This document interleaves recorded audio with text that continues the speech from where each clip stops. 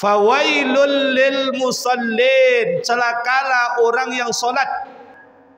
Ada orang solat Pak Bu, mulai dari takbiratul ihram sampai salam, selesai pula rumah dibangun olehnya.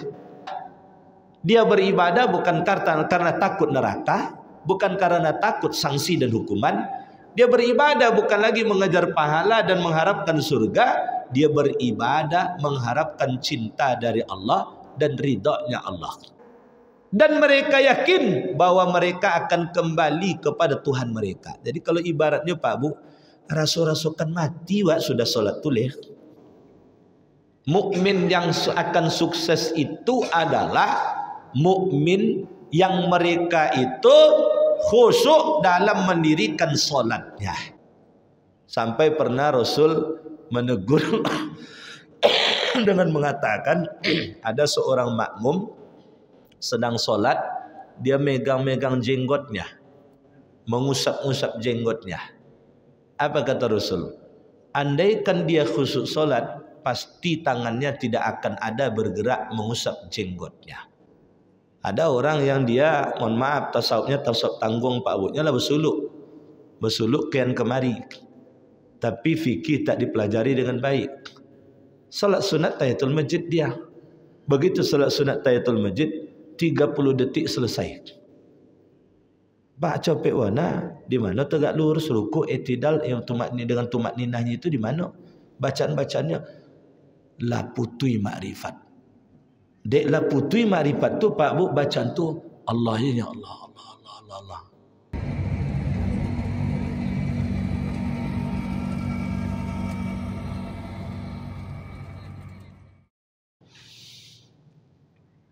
Khusyuk itu sendiri Bapak Ibu sekalian kadangkala menjadi debatable di kalangan para ulama, bergantung perspektif mana mereka mendekatinya. Kalaulah Bapak Ibu melihat dalam kitab-kitab fikih, khusyuk itu di mana letaknya, tentu tidak akan ketemu secara zahir. Dilihat dari syarat sah solat, tidak ada khusyuk. Syarat sah solat itu masuknya waktu solat. Yang kedua, suci badan, pakaian dan tempat dari najis. Yang ketiga, suci badan dari hadas kecil ataupun hadas besar.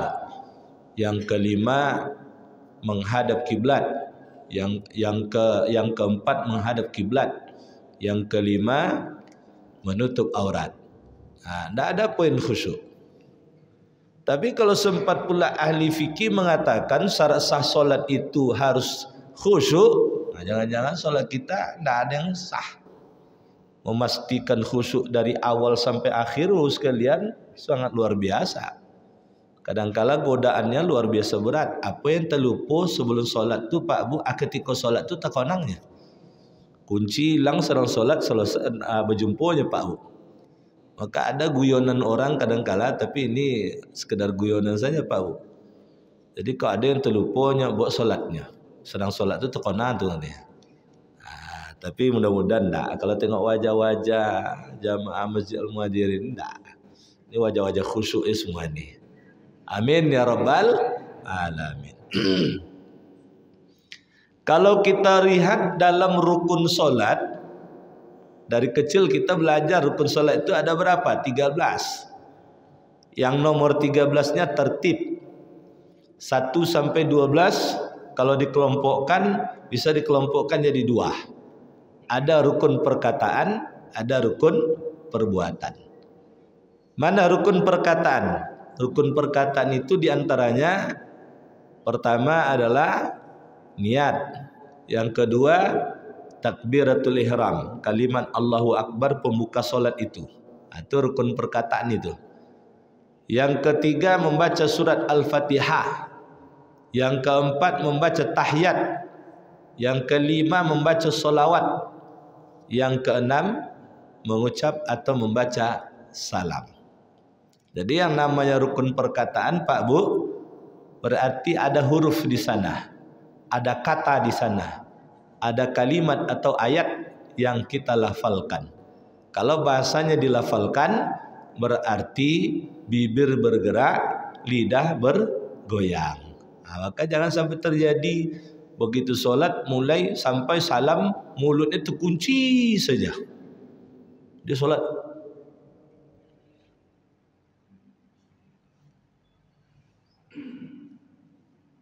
Mulut terkunci dari awal sampai akhir. Jadi yang disembunyikan itu bukan gerak bibir, bukan goyang lidahnya, tetapi yang disembunyikan itu bunyinya. Imam di depan memimpin baca Fatihah. Kita di belakang Bismillahirrahmanirrahim. Itu yang ditegur oleh Rasul itu.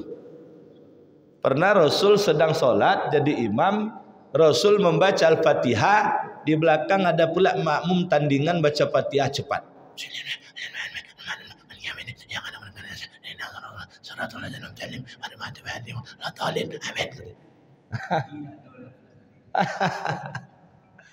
Jadi begitu selesai solat, Rasul tanya, ini sebetulnya Rasul nyindir, apa bisa kamu membaca surat Al-Fatihah secepat itu? Dijawab pula olehnya, bisa ya Rasul. Rasul tak komen lagi. Besok ulang lagi. Yang jadi masalah bukan tak boleh membacanya itu, cuman tidak pada tempatnya. Rasul kan sedang baca Fatihah. Mestinya kan makmum nyimak, bukan kemudian buat bacaan Fatihah tandingan pula. Besok ulang pula lagi. Barulah kemudian ditegur oleh Rasul. Maka Rasul membacakan ayat, fa idza quri'al Qur'an fastami'u lahu wa ansitu la'allakum turhamun. Maka apabila telah dibacakan Al-Qur'an, simaklah olehmu, mulutmu diam. Kita disuruh nyimak. Jadi kalau imam membaca Fatihah, kita menyimak. Sebelum imam membaca Fatihah, disitulah kesempatan kita membaca doa iftitah. Selesai imam membaca Al-Fatihah, waladhdallin, imam dan makmum membaca amin. Disitulah kesempatan kita membaca surah Al-Fatihah. Dan status membaca surat Al-Fatihah itu tidak lagi wajib bagi makmum, karena Fatihah imam itu sudah menjadi Fatihah makmum. Tak ada ulama lagi mengatakan, kalau kita lihat dalam kitab-kitab fikih sekalian, tak ada lagi ulama mengatakan wajib, kecuali kalau solat sendiri ya itu memang wajib. Maka berlaku hadis la salata liman lam yaqra bi Fatihatil Kitab. Maka dalam mazhab Syafi'i, dalam solat berjamaah makmum itu sunat hukumnya membaca surah Al-Fatihah antara amin dan sebelum imam membaca ayat dalam solat jahar. Maka kejadian masa Rasul Pak Bu, ketika Rasul menjadi imam membaca ayat, di belakang membaca pula. Maka Rasul mengingatkan bahwa ketika imam membaca ayat, makmum tidak boleh membaca apapun, andaikan pun dibolehkan, hanya sekedar menyelesaikan surat Al-Fatihah yang tadi belum tuntas. Makmum baru membaca sampai ihdinas siratal mustaqim, imam sudah baca ayat, sekedar menyelesaikan siratal ladzina an'amta alaihim ghairil maghdubi alaihim waladdallin, amin, itu boleh. Tapi makanya sekalian, kita membaca Al-Fatihah itu setelah amin itu dengan bacaan cepat. Jangan pula nanti imam kasih kesempatan baca Fatihah, ini membaca Fatihah di belakang setelah amin itu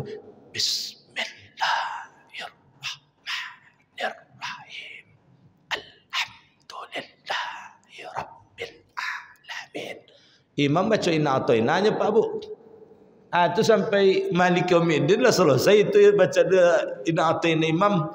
Itu beko imam sudah ruku, imam i'tidal, dia baru ruku. Kalau dah macam itu, dia sudah mufaraqah itu, dia sudah memisahkan diri dari salat berjamaah. Sama seperti Pak Bu, ada makmum mungkin dapat kajian baru, dapat kajian mungkin ya sudah lama juga mungkin diamalkannya, tapi salah tempat. Sujud terakhir, imam sudah bangkit baca tahiyat, Sudah lama baca tahiyat, imam ni at-tahiyatul barakatuh salawat sampai Allahumma salli ala Muhammad wa ala ali Muhammad kama shallaita ala Ibrahim wa ala ali Ibrahim, baru bangkit dia dari sujud. Karena imam ibaratnya sudah berpindah dari satu rukun ke rukun berikutnya, dia baru bangkit guna mengejar bahwa sujud terakhir sebelum tahiyat akhir itu adalah mustajab berdoanya. Bapak Ibu sekalian, kalau seperti itu kondisi makmumnya, berarti dia sudah memisahkan diri dari imam. Imam tuh Pak Bu, kalau dia sudah mengatakan Allahu Akbar katanya, makmum harus ikut imam. Tak boleh kemudian tak ikut imam. Anak, tunggulah dulu, bacalah bacaan sujud kau 10 kali katanya. Rasul kan 10 kali katanya. Imam awak kau 3 kali ke 3 kali je kau bila awak ikut Rasul boleh katanya. Adik bacanya 10 kali Pak Bu. Kalau macam itu tak makmum nama tu Pak Bu. Itu makmum Indonesia yang suka demo tu Pak Bu. Tiap sebentar di demonya pemimpinnya. Acara mendemo imam macam tu dibuatnya. Ya kalau ingin lama-lama sujud dalam solat sunatnya, bukan dalam solat wajib. Ustaz, saya ingin berlama-lama, imam tak bisa mengayomi saya berlama-lama. Karena imam bukan mikirkan kita saja, mikirkan seluruh makmum. Mulai dari yang sudah luar biasa kualitas solatnya, sampai orang yang baru belajar solat, itu dipikirkan oleh imam. Kalau orang belajar solat tu Pak Bu, bacaan inti-inti pun masih terbata-bata kadang. Hanya nak copek selesai je Pak Bu. Nah, jadi Bapak Ibu sekalian, andaikan pun terjadi kekurangan bacaan kita sepanjang imam telah sempurna menurutnya dia bacaannya, berlakulah hadis Rasul, al-imamu dhamin, imam itu penanggung jawab. Jadi sudah terayomi oleh imam. Bapak Ibu sekalian, lalu kemudian ada rukun perbuatan. Dalam solat itu ada rukun perbuatan. 6 rukun perbuatan. Pertama adalah berdiri tegak lurus. Yang kedua adalah rukuk. Yang ketiga adalah i'tidal. Yang keempat adalah sujud. Yang kelima adalah duduk antara dua sujud. Yang keenam adalah duduk tahiyat. Khusus yang disepakati adalah tahiyat akhir. Jadi Pak Bu, tidak ada khusyuk solat di situ poinnya. Tapi ada juga hikmahnya Pak Bu. Kalau sempat ahli fikih menempatkan rukun solat itu satu diantaranya adalah khusyuk, maka Bapak sekalian tentu kalau tak khusyuk dalam solat kita, batallah solat kita. Jangan-jangan sampai habis waktu subuh asyik mengulang solat saja kita. Maka oleh sebab itu yang disepakati dalam solat tersebut wajib hukumnya adalah mengawali solat, itu wajib hukum khusyuk solat. Bapak Ibu sekalian, apakah memang ahli fikih itu tidak membahas tentang khusyuk solat? Pertama Pak Bu, dalam ketentuan para ahli fikih mereka mengatakan nahnu nahkumu bizzawahir wallahu yatawalla bisarair.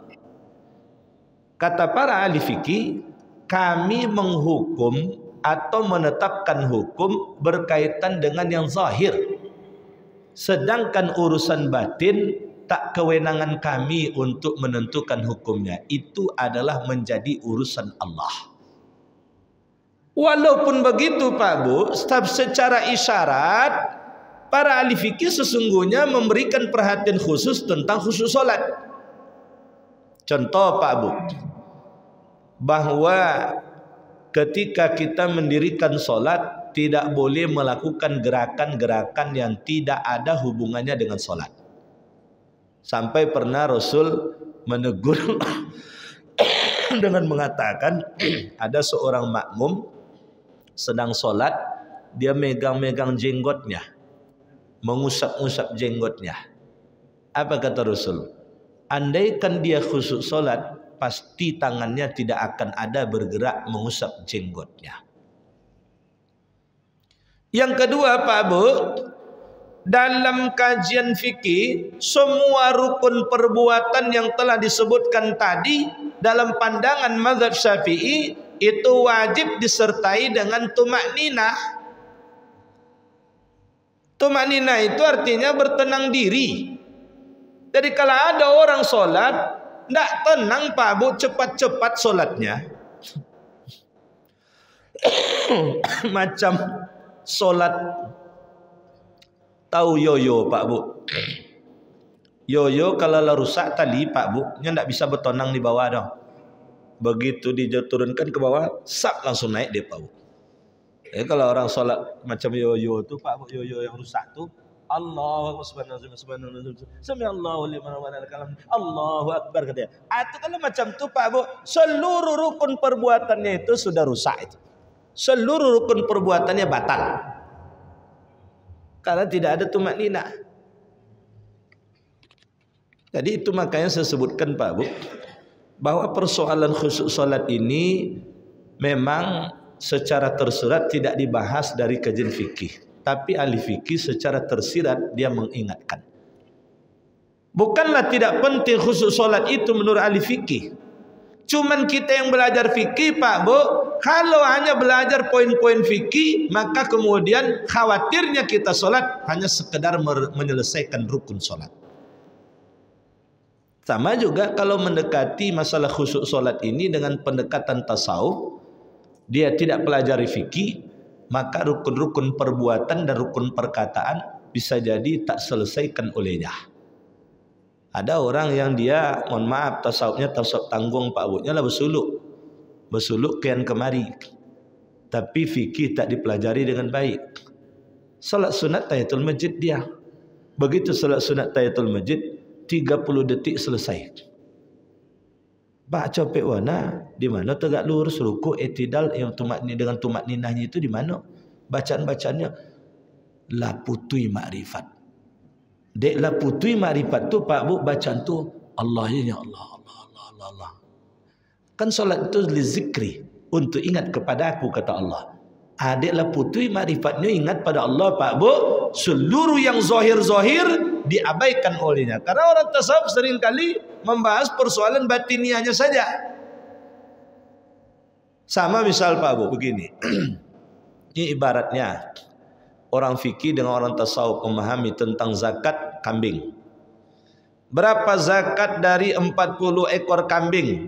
Orang ahli fikih kalau hanya sekedar fikih saja dia jawab 40 sampai 120 ekor kambing zakatnya adalah seekor.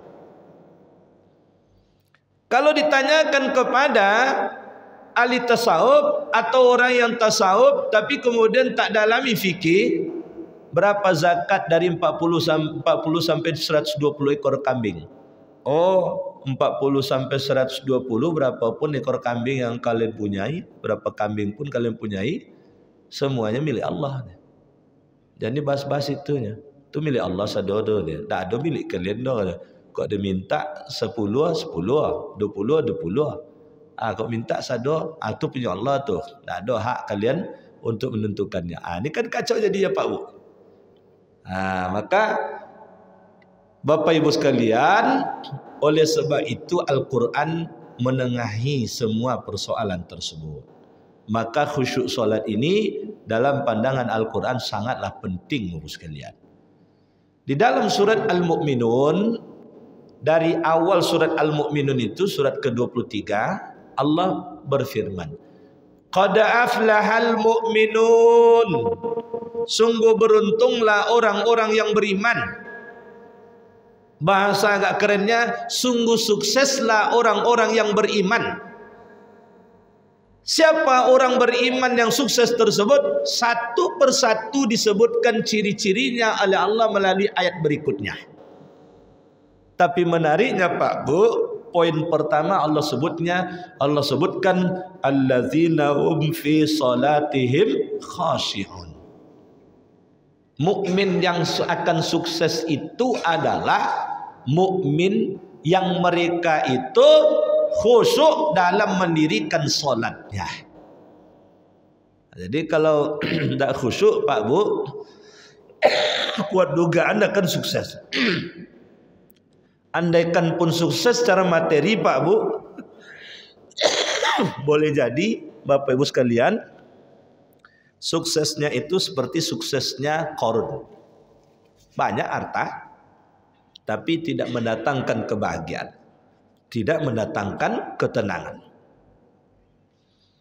Andaikan dia dalam keadaan ekonomi sulit, dia akan menjadi orang yang senantiasa kufur nikmat. Maka Bapak sekalian, dalam kehidupan ini khusyuk solat itu adalah bagian cara untuk mendapatkan kesuksesan dunia, dan sekaligus menjadi indikator orang itu sukses dalam kehidupan dunia. Orang itu sudah kaya raya Pak Bu, tapi solatnya seadanya saja, seakan seperti setor wajah saja. Solat, kamu solat, selesai rukun perkataan selesai, selesai rukun perbuatan selesai. Tapi Ibu sekalian, secara batiniahnya dia tak dapat. Solatnya itu Ibu sekalian tak dapat olehnya. Maka orang seperti ini adalah bagian dari indikator dia tidak sukses Pak. Maka bagi orang yang mukmin yang sukses itu, kaya ataupun tidak kaya, solatnya berkualitas. Buktinya adalah khusyuk solat. Hartanya tersebut tidak mengganggu hatinya.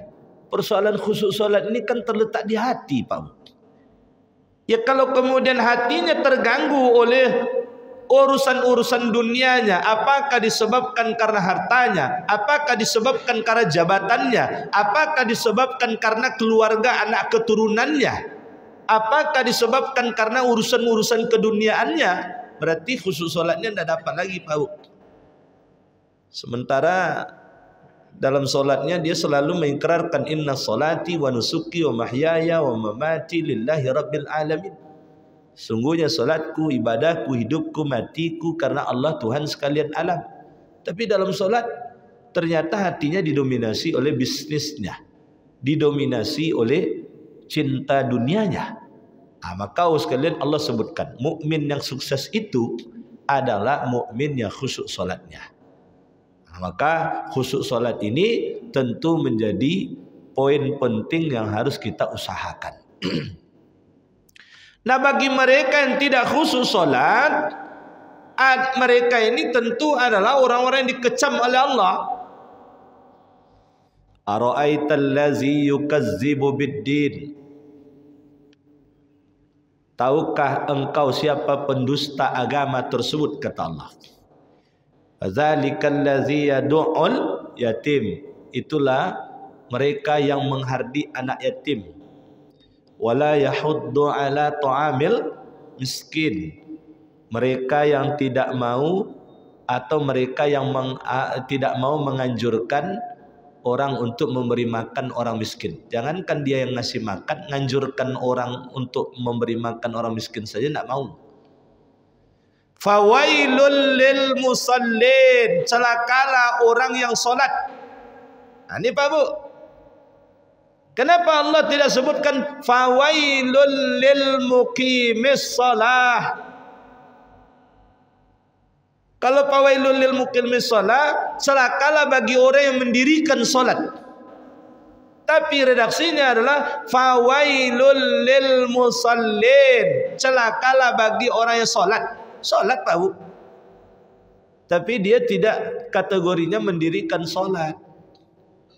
Sebab dalam ayat itu kan perintah solat itu kan mendirikan solat. Kalau bahasa Arabnya aqimus solah, yuqimuna solah fi'il mudhari'nya. Kalau namanya yuqimus solah, yuqimu berasal dari kata qoma. Qoma itu Pak Bu berdiri tegak lurus. Ibaratnya dia ingin menegakkan tiang. Sebutlah tiang poli Bapak sekalian, tiang untuk lapangan poli. Maka supaya ndak goyah dia gali lubang sedalam-dalamnya, lalu kemudian dia hunjamkan tiang itu sekuatnya, lalu setelah itu ditimbun sepadat-padatnya, jika perlu dicornya, tidak ada goyah sedikit pun. Ibaratnya orang mendirikan solat itu Pak Bu, dia hunjamkan solat itu ke dalam hatinya. Inilah yang kemudian solatnya itu insya Allah khusyuk. Inilah yang orang solatnya itu akan mencegah dirinya dari perbuatan keji dan munkar. Maka disebut dalam surat Al-Ma'un itu Pak Bu, fawailul musallin, celakalah orang yang solat. Solat bagaimana yang celaka itu? Allazina hum an solatihim sahun, orang yang lalai solatnya. Siapa lagi? Allazina hum yuraun, orang-orang yang mereka ria. Kalau sudah ria pasti tidak ikhlas. Kalau orang tidak ikhlas Pak Bu, pasti tidak khusyuk. Nah, ada ceritanya orang ria itu khusyuk Pak Bu. Karena orang ria itu kan target solatnya itu ingin dilihat, ingin didengar, ingin disebut-sebut solatnya. Maka dalam solat itu mikirnya, pikiran dan hatinya tidak ada kepada Allah, itu pasti tidak khusyuk. Maka secara tidak langsung ayat ini mengingatkan kita agar kemudian menjaga keikhlasan solat kita, agar mendapatkan kekhusyukan solat tersebut. Nah, ikhlas ini sekalian itu kan setidaknya ada 3 tingkatan pula. Maka dengan pendekatan ikhlas ini Pak Bu, kekhusyukan solat itu bisa dikategorikan dengan 3 tingkatan pula jadinya. Tingkatan pertama keikhlasan itu Pak Bu, bagaikan seorang budak. Kalau zaman dulu bagaikan seorang budak yang kerja pada majikannya. Maka dia kerja dengan penuh rasa takut. Jangan-jangan kerjanya dianggap tidak selesai. Jangan-jangan kemudian dipandang salah. Akhirnya kena marah, kena sanksi, kena hukum. Maka orang seperti ini solatnya itu adalah karena takut azab Allah. Maka orang seperti ini hanya sekedar menyelesaikan apa yang kalau tak diselesaikan dipandang tidak sah atau dipandang batal, sehingga akhirnya dia solatnya hanya sekedar menyelesaikan rukunnya saja. Ini kalau ibarat solat ini Pak Bu, memang sudah ikhlas nih Pak Bu, tapi sekedar membeo saja Pak Bu. Apa yang sudah diajar itu kemudian dibaca.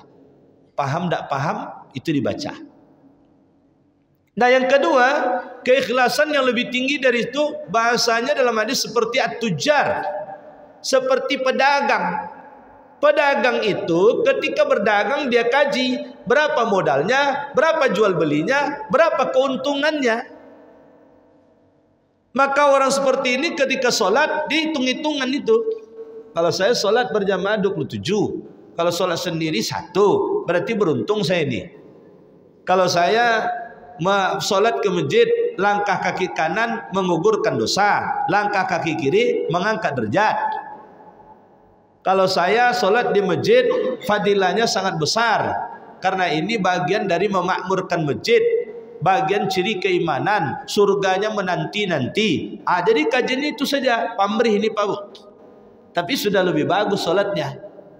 Sholatnya bisa tenang, dia khusyuk, bacaannya pelan-pelan, tidak buru-buru, dinikmati olehnya. Tapi ada yang lebih bagus Pak Bu, keikhlasan itu. Apa itu? Seperti tingkatan tertinggi itu, yang ketiga adalah seperti seorang abid, ahli ibadah. Dia beribadah bukan karena takut neraka, bukan karena takut sanksi dan hukuman. Dia beribadah bukan lagi mengejar pahala dan mengharapkan surga. Dia beribadah mengharapkan cinta dari Allah dan ridhonya Allah. Maka orang seperti ini sudah dapat dipastikan hatinya tidak pernah lalai dari Allah ketika mendirikan sholat, karena mengharapkan cinta pada Allah. Coba Pak Bu, kalau kita panggil anak kita, kita dudukkan anak kita di depan kita, berhadapan kita Pak Bu. Bapak Ibu memberikan nasihat, tapi anak kita tidur dia. Tersinggung tak tuh Pak Bu? Kita memberi nasihat padanya, dia tidur. Atau kemudian taruhlah dia bangun, matanya entah kemana-mana. Kita sudah memberikan nasihat padanya, matanya entah kemana-mana, tangannya si main-main, handphone juga dipegang olehnya. Kira-kira tersinggung tak kita? Tersinggung Pak Bu. Kita sholat menghadap pada Allah, tapi seluruh urusan dunia terpikir juga oleh kita. Hati kita entah kemana-mana. Ada orang sholat Pak Bu, mulai dari takbiratul ihram sampai salam, selesai pula rumah dibangun olehnya. Allahu Akbar deh, lapang lar soki ya Wak, nak buat kontrakan gua, togak pondasi boleh katanya. kalau selesai pondasi beko tentu naik batu leh. Naik batu beko sudah lengkap tu konsen lah selesai pula. Selopnya selesai beko. Selesai selop beko atau gak payung tu leh atau togak tu leh. Ala selesai atau tentu tukang lah gak dingin kerja memplaster katanya. Selesai pula plaster katanya. Selesai plaster jompol tu leh mulai dicat tu leh katanya. Pasang jendela, pasang keramik beko. Kemudian lengkapi beko isi-isinya. Instalasi listrik berapa lo biaya agak tu ya. Alhamdulillah fil alamina innaka hamidum majid, buka kunci. Selesai lo rumah kau. Tapi dalam angan pikiran saja, ayalannya saja, yang rumah pun tidak ada. Jadi bapak sekalian, maka kalau ini diperturutkan bapak sekalian berbahaya. Oleh sebab itu Pak Bu, ada dua ayat menarik bapak sekalian di dalam surat Al-Baqarah ayat 45-46. Surat Al-Baqarah ayat 45-46, Allah memberikan bagaimana caranya untuk mendapatkan kekhusyukan tersebut. Kata Allah pada ayat 45-nya, wasta'inu bis sabri was salah wa innaha lakabiratun illa 'alal khashiin. Jadikan sebagai penolongmu sabar dan solat. Sesungguhnya solat itu amat berat kecuali bagi orang yang khusyuk. Bagi orang khusyuk tidak berat Pak Bu. Tapi bagi tidak khusyuk. Dan ini kualitas khusyuknya bergantung Pak Bu sekalian. Kalau makin bagus, insya Allah Pak Bu, makin bagus pula. Satu waktu sahabat Rasul bernama Abdullah ibn Umar. Abdullah ibn Umar ini Bapak sekalian minta izin pada Rasul agar bisa menjadi makmum dalam solat tahajud. Oleh Rasul dipersilakan. Silakan kata Rasul. Tapi kata Rasul, aku tidak akan kurangi kualitas tahajudku. Ayat pertama, pada rakaat pertama, ayat ini baca oleh Rasul, surah Al-Baqarah. Abdullah ibn Umar dari belakang paling tinggi 100 ayat katanya. Pernah Bapak Ibu menjadi makmum Al-Baqarah 100 ayat satu rakaat Pak Bu? Saya seumur hidup belum pernah Pak Bu. Kata Abdullah ibn Umar paling tinggi 100 ayat. Sudah lebih 100 ayat. Abdullah ibn Umar tetap kokohkan semangatnya. Paling tinggi 200 ayat. Tamat Al-Baqarah itu Pak Bu pindah pula lagi ke An-Nisa.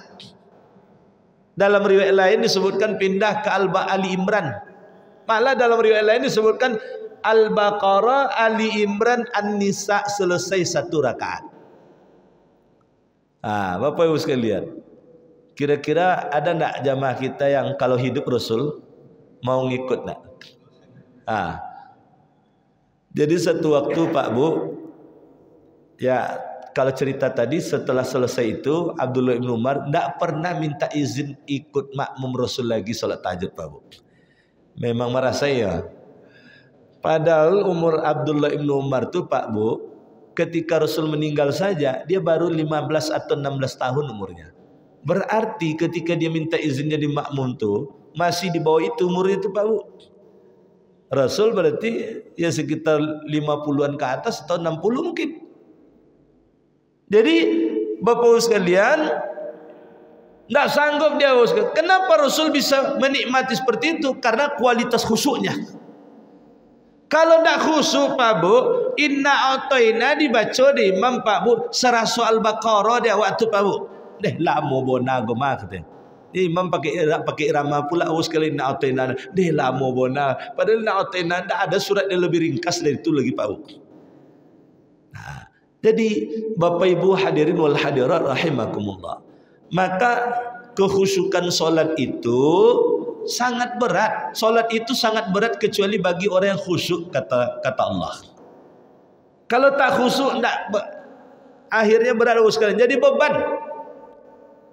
Nah, cuman menariknya ayat ke-46 itu Allah sebutkan alladzina yazunnuna annahum mulaqu rabbihim wa annahum ilaihi rajiun. Bagaimana orang khusyuk salat itu? Orang khusyuk salat itu adalah orang-orang yang mereka merasakan, menduga kuat bahwa mereka akan berjumpa dengan Tuhan mereka. Dan mereka yakin bahwa mereka akan kembali kepada Tuhan mereka. Jadi kalau ibaratnya Pak Bu, rasul-rasulkan mati wak sudah solat tulih. Ibaratnya solat subuh tadi Pak Bu, sebelum solat subuh tiba malaikat maut membawa SK kematian awak. Nah, Pak Pulan, Bapak sudah solat subuh mati oleh. Kau solat subuh itu yang menentukan nasib Bapak go, akan menjadi penghuni surga atau menjadi penghuni neraka. Kira-kira lalai tidak solat subuh itu Pak Bu. Kau malaikat maut di belakang, di depan nunggu Allah. Melihat seperti apa solat subuhnya. Di kanannya surga, di kirinya neraka, di belakangnya malaikat maut go. Tinggal menulai aja leh. Jadi Bapak sekalian, maka para ahli ibadah Bapak sekalian, mereka itu setiap solat menganggap itu solat terakhir. Mengamalkan ayat ini Pak Bu, untuk mewujudkan khusyuk solat itu dianggapnya itu adalah solat terakhir, dan itu adalah sangat menentukan. Kenapa begitu Pak Bu? Karena nanti di akhirat hal pertama yang ditanya itu kan solat. Kalaulah solat diterima, insya Allah ibadah lain akan diterima. Itu sebabnya Bapak sekalian, banyak para ahli ibadah itu berdoa Pak Bu. Apa doanya? Wafatkan dia ketika amal terakhirnya adalah solat. Karena bisa jadi Pak Bu, kita dibangkitkan di akhirat nanti sesuai dengan amal perbuatan terakhir kita. Kalau sedang duduk-duduk di diskotik mati Pak Bu, besok tak dapat menyangkal Pak Bu bangkit di akhirat, diskotik. Apa kata malaikat penjaga neraka? Awak ke neraka je lah langsung, tidak perlu dihisap doanya. Potret terakhir tersebut ternyata adalah diskotik. Tapi kalau sekiranya dia sedang solat, lalu dalam sujudnya dicabut nyawanya oleh Allah Subhanahu wa taala, nanti dibangkitkan di akhirat dalam keadaan sujud. Bukan berarti kita kemudian ya Allah, awalah siap gue mati gue ya Allah. Sedalam solat gue matianlah, matianlah, matianlah. Sepanjang solat tu matianlah, matianlah, matikanlah, matikanlah, matikanlah. Itu nak khusyuk tu Pak Bu. Bukan berarti kemudian setiap orang yang menangis dalam solat pasti khusyuk solatnya. Belum tentu Pak Bu. Ada orang, Ustaz, kalau supaya khusyuk solat Ustaz, wa ingat-ingat orang tua Ustaz. Ni kalau ingat orang tua kau menangis adanya Ustaz. Jadi sepanjang solat tu ingat dengan orang tua saja. Dulu awak lapang rezeki jarang awak jenguk orang tua, tak pernah awak jenguk doanya. Orang tua lah mati jangan awak dituntut. Menangis sepanjang solat. Berarti solatnya mengingat orang tua, bukan mengingat Allah. Hati-hati Pak Bu. Tidak semua orang menangis dalam solatnya pasti khusyuk solatnya. Betul Pak Bu, bahwa satu di antara cara agar kemudian kita khusyuk solat, ingat akan dosa kita. Tapi kemudian bukan perbuatan dosa itu kita ingat sepanjang solat. Yang kita ingat adalah disebabkan karena dosa tersebut, jangan-jangan Allah. Pulangnya ke Allah semuanya. Allah tak ridha, Allah tak suka, Allah tak memaafkan, Allah tidak mengampuni. Ke Allah semua Pak Bu. Maka hati-hati Pak Bu. Karena ini soal batiniah, tentu kita pribadi-pribadi yang paling tahu bagaimana caranya agar kemudian solat kita khusyuk.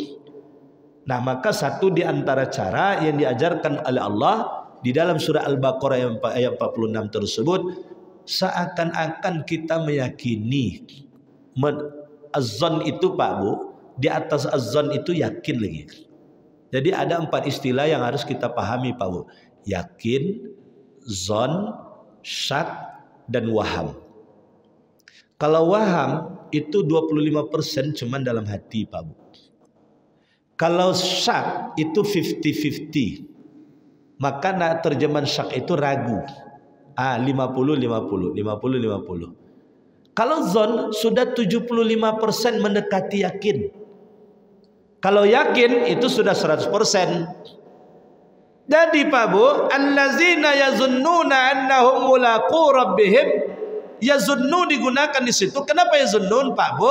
Karena persoalan kematian yang pasti tahu itu adalah Allah.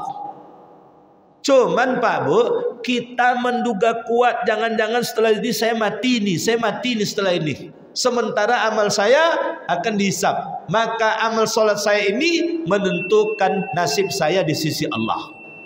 Sehingga akhirnya sekalian, dia sangat serius solatnya.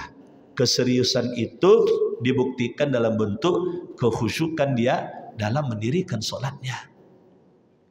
Nah, maka Bapak Ibu hadirin wal hadirat rahimakumullah, karena ini persoalan hati, oleh sebab itu Pak Bu tentu diberesi dulu segala yang akan merusak hati.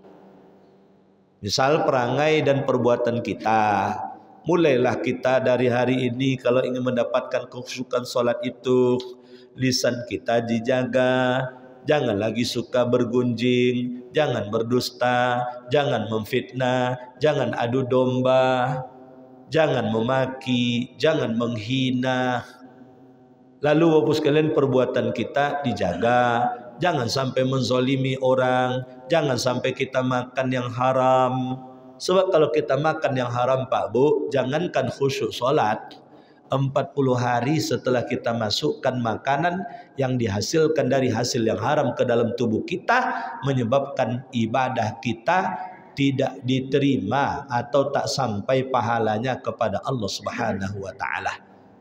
Kecuali kalau orang itu betul-betul bertaubat lalu meninggalkan perbuatan itu. Ada kerugian orang disebabkan karena mengambil yang haram itu, dia kembalikan. Maka mudah-mudahan segera setelah itu langsung diterima taubat, diampuni dosa oleh Allah Subhanahu wa taala. Lalu jaga hati kita Pak Bu, agar dalam pelaksanaan solat itu jangan ada marah, dendam, dengki. Itu sebabnya para ahli fikih mengatakan makruh hukumnya solat dalam keadaan marah, makruh solat dalam keadaan letih bersangatan, makruh solat dalam keadaan ngantuk bersangatan. Tapi jangan pula jadikan alasan ini untuk tidak hadir ke masjid solat berjamaah. Nih ponek bonah katanya, bekolah katanya, tunggu dulu, tidur dulu katanya. Lewat pula waktu Pak Bu. Ini untuk solat 5 waktu berjamaah, asal tiba waktu, apapun kondisi sulit kita harus luangkan waktu untuk solat berjamaah. Tapi kalau solat-solat sunat, untuk mendapatkan kekhusyukan itu, elakkan diri kita dari solat dalam kondisi lapar bersangatan, ngantuk bersangatan, lelah bersangatan, gerah bersangatan. Itu makanya kita persiapan sebelum solat tu Pak Bu. Kalau hari lah 1:30 boleh, awak bekerja-kerja je leh, yang akan mengeluarkan keringat. Selesai kerja tadi jam 12 lah 10. Mandi pun kita Pak Bu pergi ke masjid tadi, keringat tadi masih keluar juga lagi. Airnya sedang solat asyik betul-betul ya kerja wak. Panas saja. Padahal dia sudah di AC. Maka kondisikan senyaman tubuh, senyaman mungkin tubuh kita dalam keadaan solat tersebut. Makanya masjid tempat solat berjamaah Pak Bu. Tempatnya kita sama-sama tujuannya solat, tempatnya nyaman dan lain sebagainya. Nah Bapak Ibu sekalian, hal penunjang untuk mewujudkan khusyuk solat tersebut, pahami seluruh perbuatan dan ucapan yang kita lafalkan dalam solat. Maka di sini letak pentingnya kita mengaji. Di sini letak pentingnya kita harus membaca. Kita harus cari tahu Pak Bu. Mulai dari solat itu Allahu Akbar kabira walhamdulillahi katsira. Apa artinya? Pahami Pak Bu.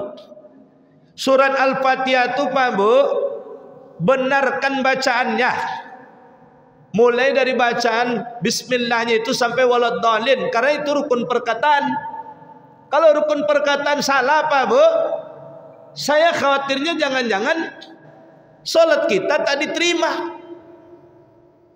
Baik panjang pendeknya, makharijul hurufnya dan lain sebagainya sekalian, maka itu harus diperhatikan. Itu makanya ada sebagian orang Pak Bu, demi agar kemudian bacaan Al-Fatihah solatnya itu benar, dia cari Pak Bu, di mana tahsin surat Al-Fatihah, di mana mendapatkan sanad yang betul-betul langsung sambung dengan Rasul sanadnya, sehingga dipastikan bacaan Al-Fatihahnya itu benar. Kita kan rata-rata Al-Fatihah kita kan Al-Fatihah turunan Pak Bu. Di mana surau kita dulu yang diajar itu luar biasa banyak, tak terperhatikan satu persatu, bacaan Fatihah kita kan masih bacaan itu. Maka perlu di cross check, diperdengarkan Pak Bu. Contohnya diam-diam kita misalnya duduk kita dengan imam satu waktu, buat janji dengan dia, Pak Imam tolong dengarkan bacaan Al-Fatihah saya. Karena ini rukun Pak Bu. Tidak main-main ini. Kalau bacaan Bapak Ibu, bacaan ruku, bacaan i'tidal, bacaan sujud tidak fasih, bacaan doa iftitah tidak fasih, masih solatnya sah Pak Bu. Tapi kalau Al-Fatihahnya yang tidak benar Pak Bu, kita sudah solat setiap waktu, tapi ternyata Fatihahnya tak benar. Jangan-jangan solat kita selama ini tak tercatat. Karena rukunnya tak terpenuhi, akhirnya solatnya dipandang batal. Bapak sekalian, saya contohkan Pak Bu, bacaan walaupun ini sunat. Bacaan i'tidal. Banyak Pak Bu, tak benar bacaannya. Bacaan yang benar itu kan Rabbana lakal hamdu mil'us samawati wa mil'ul ardi wa mil'u ma syi'ta min syai'im ba'du. Banyak orang bacaan Pak Bu.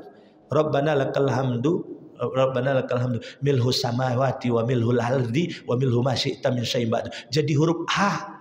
Huruf hamzah itu jadi huruf H. Apa artinya itu Pak Bu? Sudah berubah makna.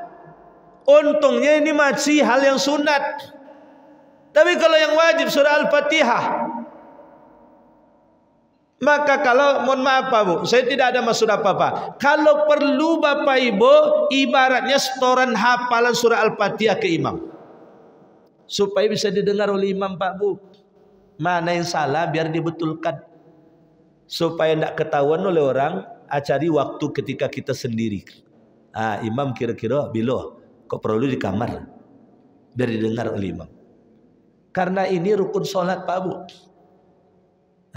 Maka di Bali itu untuk mendapatkan kekhusyukan sholatnya, pahami makna atau terjemahan, minimal terjemahan Pak Bu. Kalau takkan sampai kepada tafsir, minimal terjemahan dari seluruh bacaan yang kita baca itu kita tahu sehingga kita bisa menghayati. Ketika kita menghayati seluruh bacaan tersebut, insya Allah lebih mudah khusyuknya daripada kita tidak paham. Jadi bukan berlomba bercepat-cepat membaca. Sehingga kalau sholat sunat Bapak Ibu paham, itu Bapak Ibu hayati. Ketika ruku, ketika i'tidal, ketika sujud, ketika duduk antara dua sujud. Duduk antara dua sujud itu kan isinya doa saja semua tuh Pak Bu. Rabbighfirli warhamni, semuanya kan doa itu. Cuman selama ini boleh jadi tak paham, kita main cepat-cepat saja bacaannya. Padahal kalau doa itu dihayati, dikabulkan oleh Allah, kita minta diampuni dosa, kita minta dicurahkan rahmat. Tidak ada lagi yang lebih besar tuh Pak Bu daripada dicurahkan rahmat. Rahmat di situ maknanya sehat badan, rahmat di situ lapang rezeki, rahmat di situ panjang umur, rahmat di situ berkah hidup, rahmat di situ dapat hidayah, rahmat di situ bangkit nanti dibangkitkan oleh Allah masuk surga, rahmat di situ maknanya adalah berjumpa dengan Allah di surga. Kalau bacaan ini saja kita pahami, kita hayati Pak Bu, menangis kita meminta pada Allah. Maka di situ letak pentingnya kita pahami.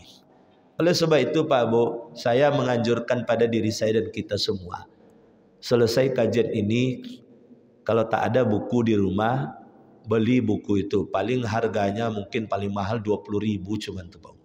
Buku tuntunan sholat 5 waktu. Ibaratnya buku ini buku anak SD dulu Pak Bu, tapi mungkin dah terlupa oleh kita. Bukunya dah hilang pula. Pahami Pak Bu, baca apa makna dari kalimat-kalimat dalam sholat tersebut, sehingga bacaannya benar, penghayatannya pun benar, insya Allah khusyuknya pun benar.